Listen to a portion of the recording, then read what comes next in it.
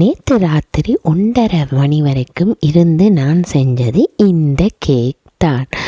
மொக்கா cheese cake. இதோட main ingredients வந்து காஃபியும் சீஸையும் கலந்து செய்கிறது தான் இந்த கேக்.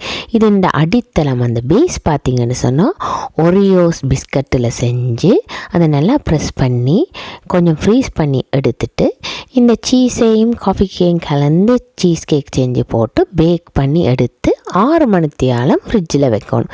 வச்சுட்டு பிறகு எடுத்து மேலே டாப்பிங் பார்த்திங்கன்னு சொன்னால் மின்டி சாக்லேட் ஃப்ளேவர் டாப்பிங்காக போட்டு அதுக்கு மேலே விப் க்ரீம் போட்டு அதுக்கு மேலே அந்த சாக்லேட்டை பார்த்திங்கன்னா அதுக்குள்ளே milk chocolate with almond into.